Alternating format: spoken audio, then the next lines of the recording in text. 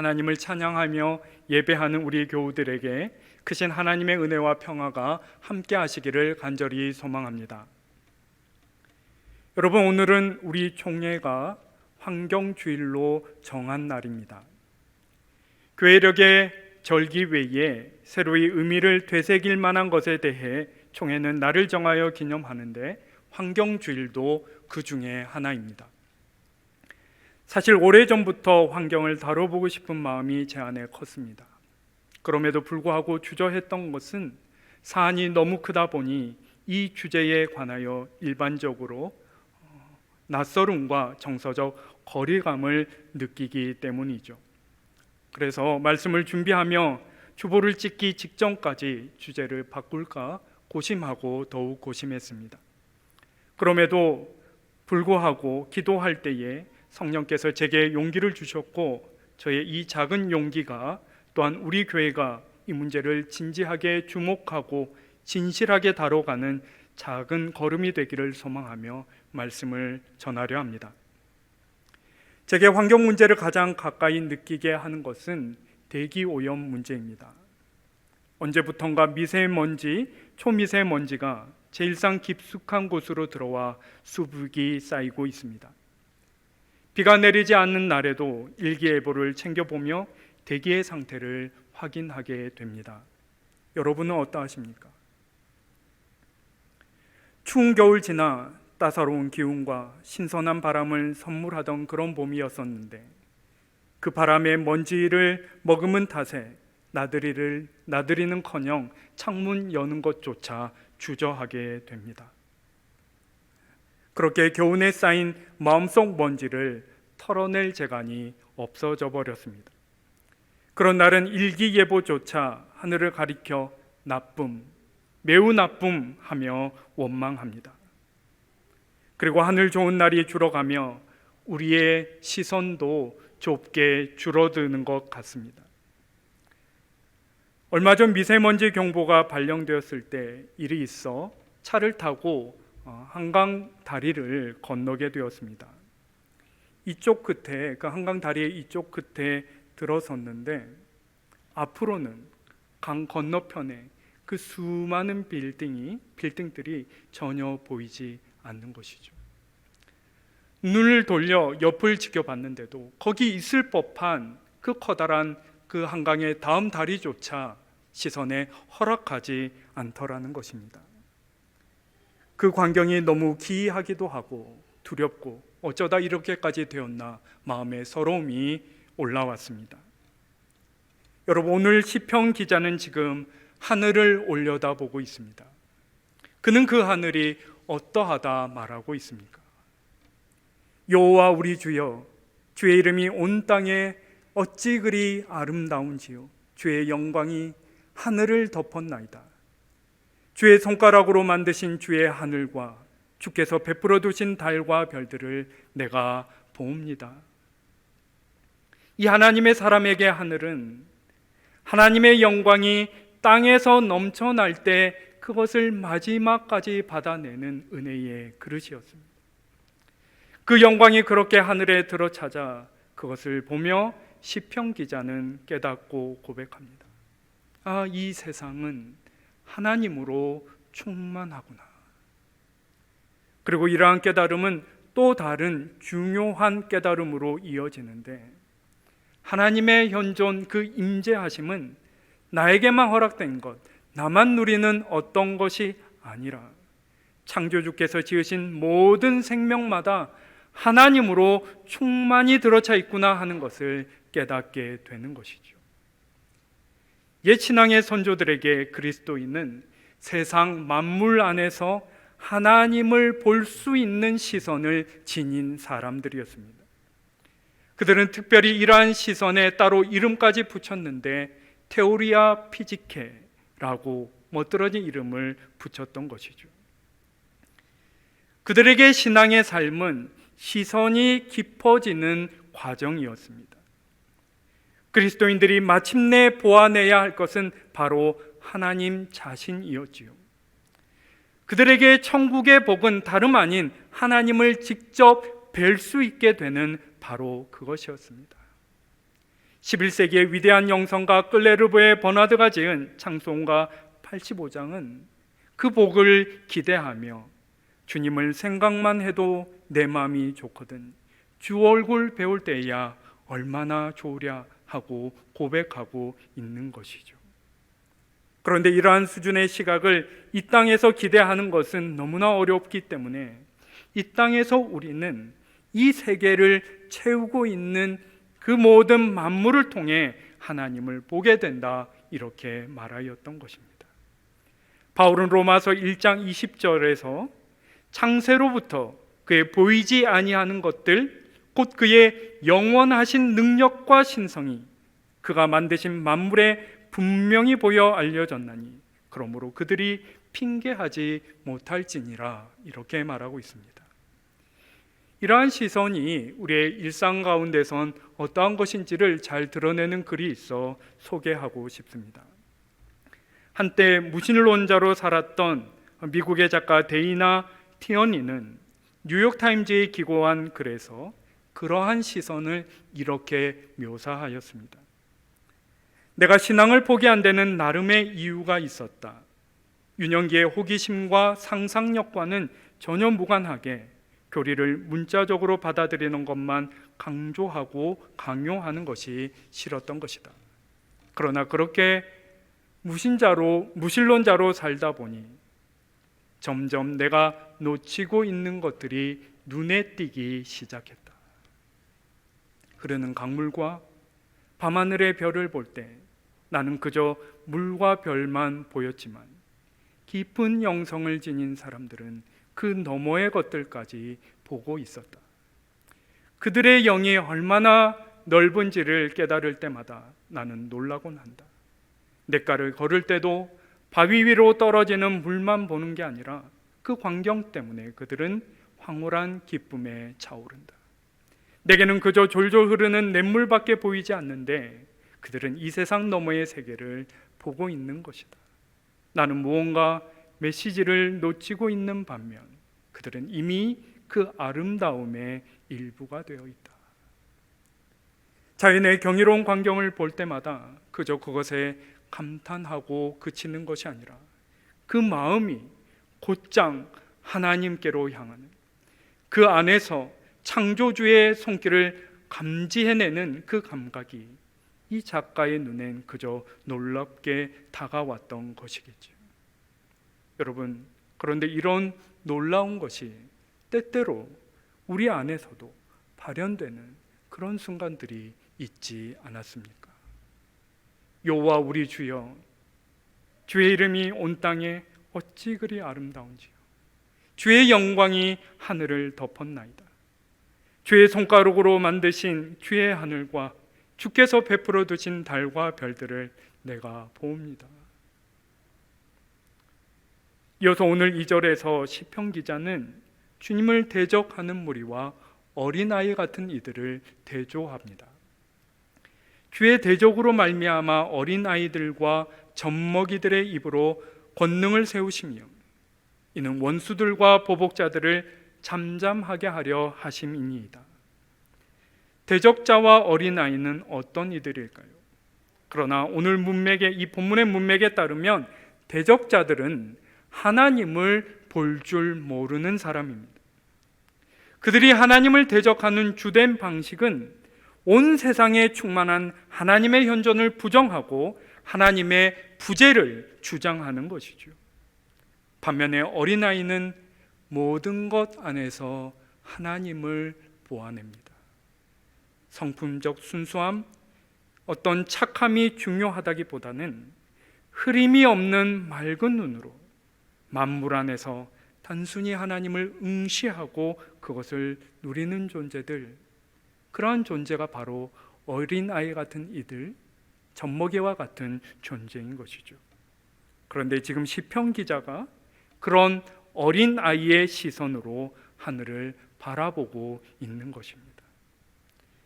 그 안에 충만하게 들어찬 그 하나님이 너무나 선명했기에 그는 이렇게 장담할 수 있습니다. 이후로 내게 하나님이 없다, 그분을 볼 수 없다 하는 이들은 내 앞에서 할 말을 잃게 될 것이다. 여러분, 우리도 지금 이런 시선이 발견하는 아름다움과 그 풍성함을 누리고 있습니까? 우리도 바위 위로 떨어지는 물방울 속에서 하나님을 볼 수 있습니까? 그렇게 보고 있습니까? 밤길을 거닐며 올려다본 하늘에서 하나님의 빛나심을 발견할 수 있습니까? 아니라면 도대체 어쩌다 모든 것 안에서 하나님을 보던 그 맑은 시선을 잃게 된 것입니까? 우리를 둘러싼 환경에 대체 무슨 일이 있었던 것입니까? 그 까닭을 추적하며 창세기 본문을 살펴보려 합니다. 창세기 본문의 내용을 되짚어 보면 이것은 우리에게 너무나 익숙한 창조 기사입니다. 6일째 창조를 기록하는 이 기사는 하나님이 먼저 동물들을 창조하시고 이어서 바로 우리 인간을 창조하셨음을 기록합니다. 인간을 창조하시되 우리가 그렇게 뿌듯이 여기는 것처럼 하나님의 형상을 따라 우리를 창조하셨다는 것이죠. 그리고 28절부터 모든 피조물 중 이 특별한 지위를 갖는 인간에게 여지껏 창조하신 모든 피조물, 즉 하늘과 땅과 바다의 모든 생물뿐만 아니라 모든 식물까지 인간이 자신의 생명을 유지하고 번성케 할 자원으로 취할 수 있는 그 권한을 인간에게 허락하셨다 기록하고 있는 것이죠. 특별히 저 유명한 28절의 말씀, 하나님이 그들에게 복을 주시며 하나님이 그들에게 이르시되 생육하고 번성하여 땅에 충만하라, 땅을 정복하라, 바다의 물고기와 하늘의 새와 땅에 움직이는 모든 생물을 다스리라 하시니라. 여러분, 마태복음 28장에 제자를 삼으라, 세례를 베풀라, 가르치라 하는 말씀이 있어 이 말씀을 가리켜 예수님이 우리에게 남기신 위대한 대명령이다 이렇게 부르곤 하지요. 그런데 어떤 이들은 오늘 창세기 1장 28절에 생육하라, 번성하라, 충만하고 정복하며 다스리라 하시는 것을 성교를 넘어서는 삶에 주시는 하나님의 더 큰 명령이다 이렇게 말하는 것입니다. 그런데 다시 시편 8편으로 돌아와서 6절에서 8절의 말씀을 살펴보면 창세기의 이 본문과 비슷한 내용들이 나오는 것을 발견하게 됩니다. 물론 우리가 평소에 이 본문을 읽어냈던 그 뉘앙스는 사뭇 다른 것이지요. 이를테면 오늘 시편 8편을 우리가 제대로 읽으면 그간 우리가 창세기 1장 28절을 읽어왔던 바를 다시 생각해 보게 됩니다. 새롭게 볼 수 있다는 것이죠.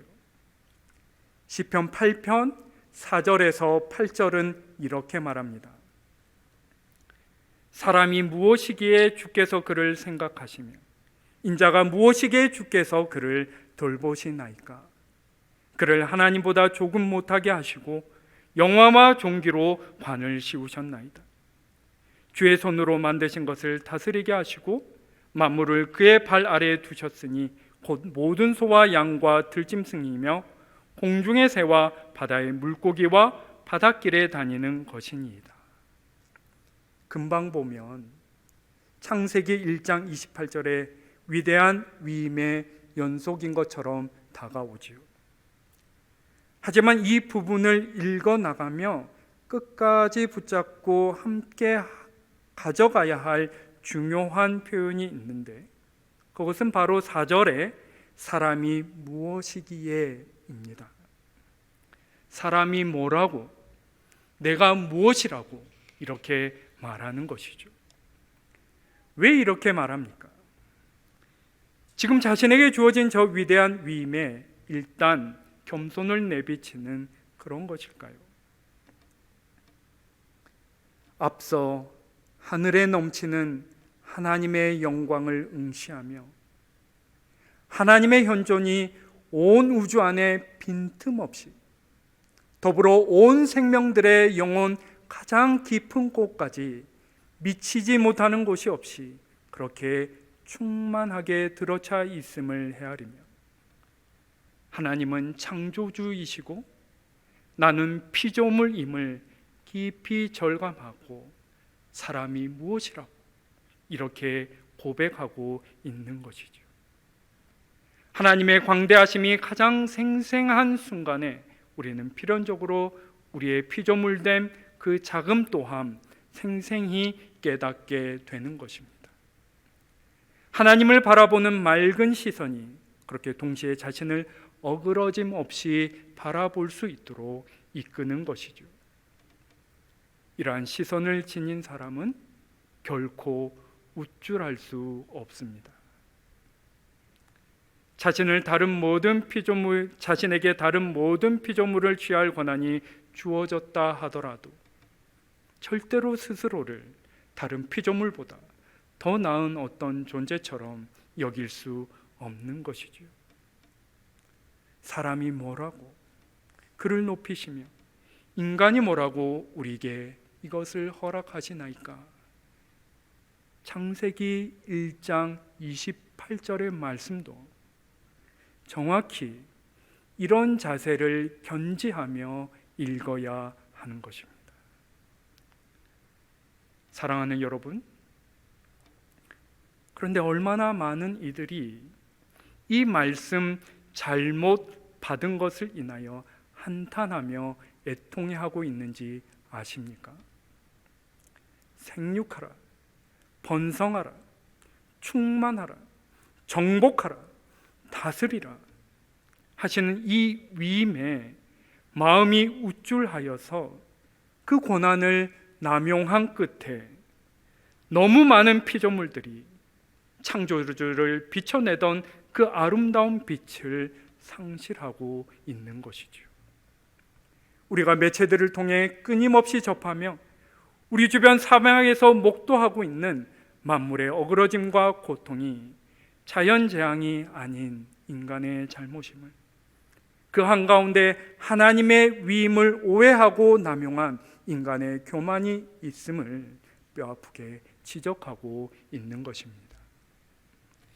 여러분, 앞서 오늘이 우리 총회가 특별한 뜻을 두고 제정한 환경주일이라 소개하였습니다. 환경주일의 유래를 아는 것이 의미 있을 것 같아 좀 소개하고 싶습니다. 여러분, 우리 교단이 이 주일을 지켜온 것이 벌써 38년이 된 일임을 알고 계십니까? 그런데 엄밀하게 말해서 이것은 우리 교단만의 의지는 아닙니다. 환경주일은 지금 우리 교단이 소속한 한국기독교교회협의회라는 교단 연합체를 통해 명맥을 유지하고 있는데, 여기엔 우리 교단뿐만 아니라 기감, 기장, 성공회, 순복음교회, 성결교회, 그리고 독립교단 등이 동참하고 있습니다. 긴 세월 이 모임을 들고 나는 이들이 많이 있었지만 이 교단들이 올해도 6월 첫째 주일을 환경주일로 함께 지켜가고 있는 것입니다. 그런데 말입니다, 여기서 끝이 아닙니다.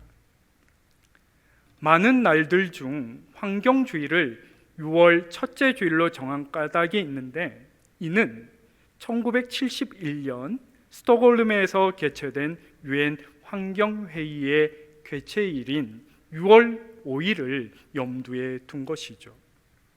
이 회의가 중요한 것은 그 회의에 114개 국가가 참여하여 처음으로 지구 환경의 보존과 회복을 위한 공동의 노력을 약속한 최초의 첫 모임이었기 때문입니다. 제가 환경주일의 유래를 길게 설명드리는 데에는 바로 환경이 공동의 노력이 아니고선 접근조차 할 수 없는 문제이기 때문입니다. 그 필수적인 협력과 연대의 상징으로 이 환경주일이 제정된 것이죠. 여러분, 그렇다면 이제 우리는 무엇을 해야 할까요? 우리는 환경 문제라고 하면 그것이 너무나 거대하게 다가오는 나머지 하드키 먼 이야기인 것처럼 그렇게 생각하곤 합니다. 어떤 면에서는 맞습니다. 냉정하게 말해서 한 사람의 힘만으로는 결코 충분할 수 없습니다. 그래서 환경 문제의 참여는 협력으로의 참여가 되어야 합니다. 그리고 그것은 결국 우리의 마음을 넓히는 것에서 시작되어야 하겠지요. 지금 당장 시작할 수 없는 있는 이러저러한 실천사항에도 불구하고 가장 우선적으로 마음 써야 할 일은 바로 우리의 마음을 계속해서 넓혀가는 그 일입니다. 그렇다면 환경 이슈를 두고 우리의 마음을 넓히는 것에 관하여 성경은 우리에게 무엇라 말씀하십니까?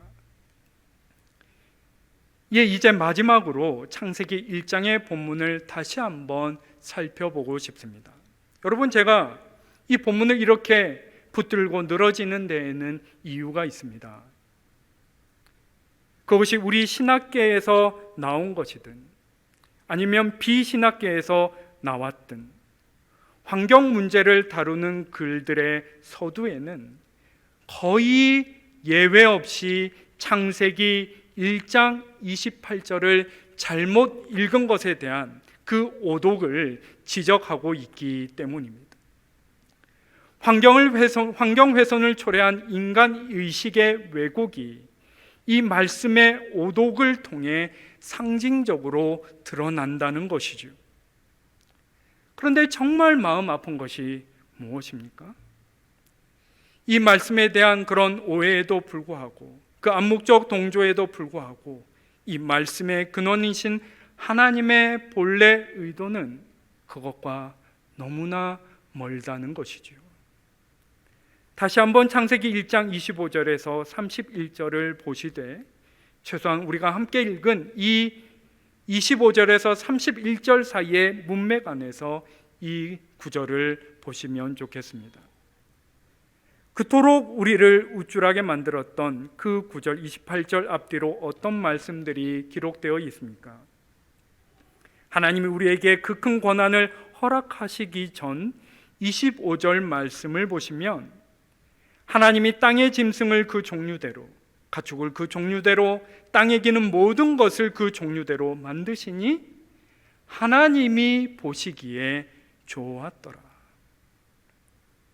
그리고 공의 삼위일체 하나님께서 자신의 형상대로 인간을 창조하시기로 결심하시고 그 생명을 유지하되 더욱 풍성히 할 수 있도록 하늘 바다 육지의 모든 동식물을 취할 그 권한을 인간에게 부여하신 후 그 모든 일을 마치신 후에 창조주께서 그 모든 것을 한눈에 담아 보시며 뭐라고 말씀하셨다는 것입니까?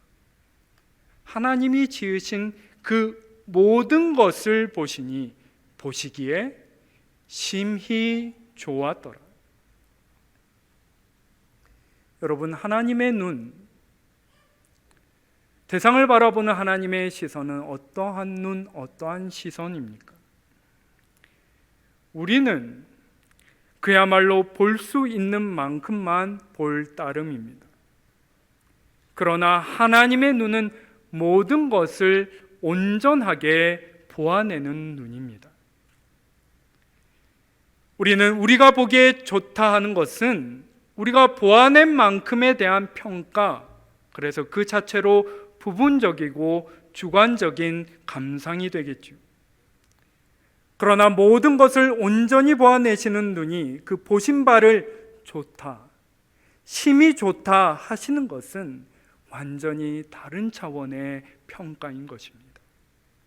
온전히 보아내고 온전히 만족하시며 그 아름다움 또한 온전하다 하시는 것이죠. 하나님의 이 평가에 그분의 눈에 비친 그 모든 생명이 새로이 생동하고 존귀하게 되는 것이죠. 그렇다면 본문의 맥락 안에서 인간이 하나님의 형상을 따라 창조되었다 하는 것은 또한 어떤 의미를 지니겠습니까? 하나님의 그러한 시선이 그 형상을 따라 인간에게 새겨졌다 하는 것은 정말 무엇을 의미하겠습니까? 피조물에 덮인 하나님의 그 심히 좋아하심, 그 온전한 긍정의 동참할 수 있는 그 영혼의 깊이가 우리에게 허락되고 새겨졌다 하는 것이 아니겠습니까?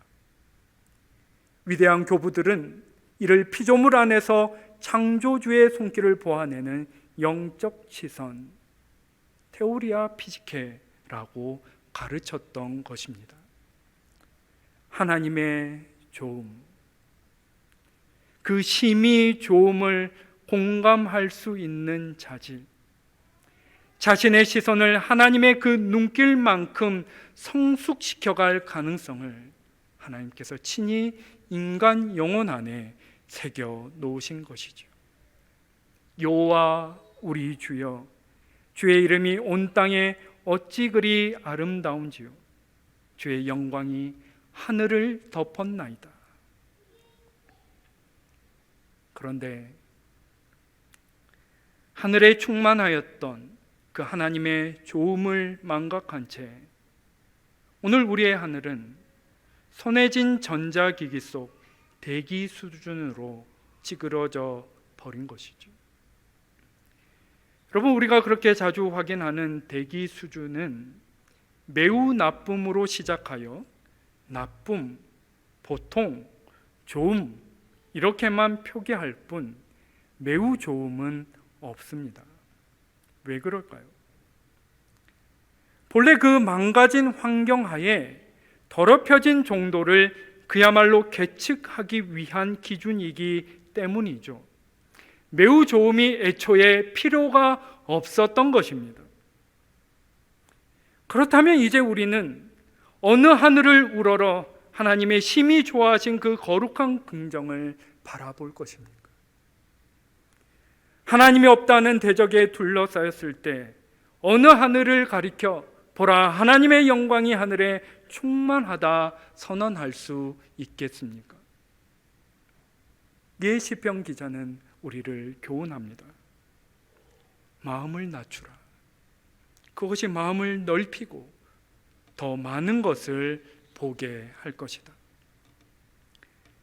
정복할 권한에 울줄하여 높아진 마음은 하늘에 닿기는커녕 그 영혼에서 하늘을 걷어가 버렸습니다.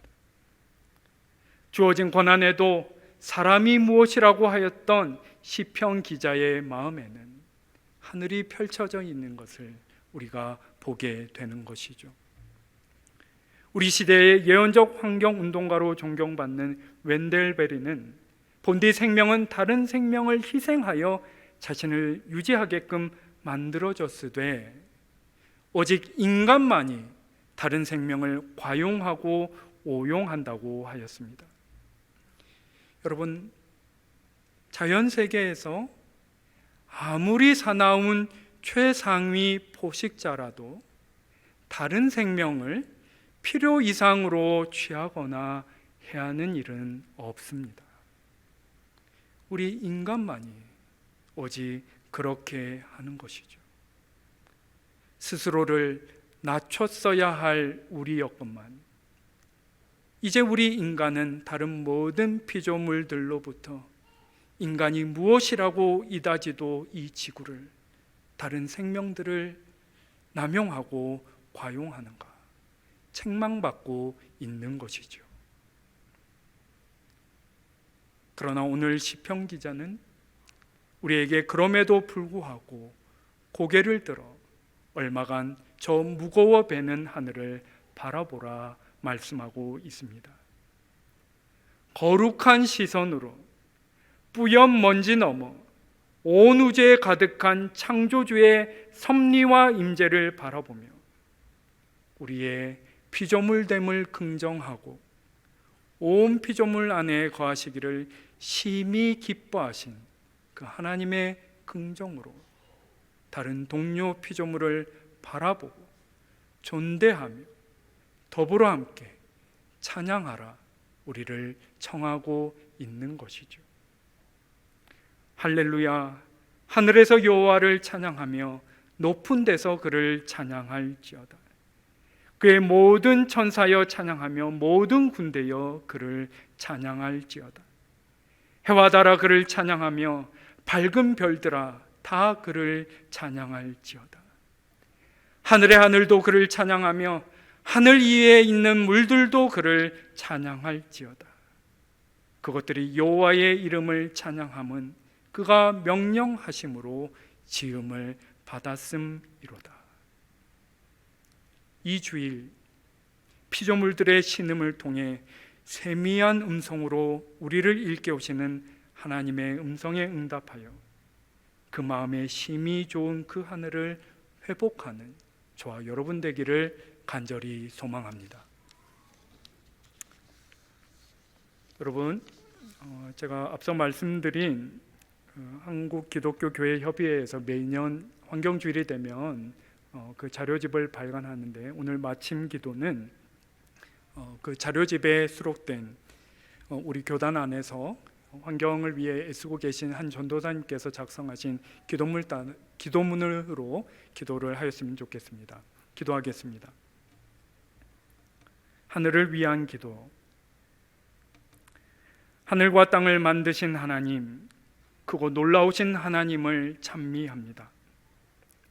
푸르른 하늘을 바라보며 우리의 마음이 맑아지게 하시니 감사합니다. 높은 하늘을 바라보며 깊은 한숨을 잊게 하심도 감사합니다. 하늘에 계신 우리 아버지, 그러나 우리는 이렇게 수없이 모든 나라와 권세와 영광이 아버지께 영원히 있사옵나이다 라고 기도드리면서도 내가 모든 것의 주인이 되어 나의 이기심을 채우고 편안함에 안주하며 내 영광을 위해 살아왔음을 고백합니다.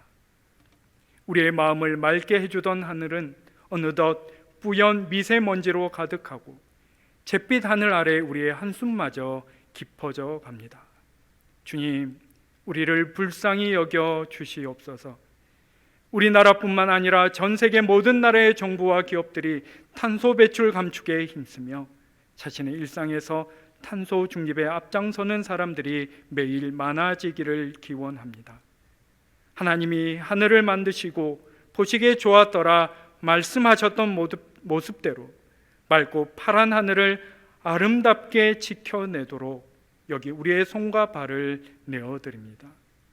창조 세계의 보존을 위해 쓰임이 피조물의 기쁨임을 기억하게 하옵소서. 우리의 생명이신 예수 그리스도의 이름으로 기도하옵나이다.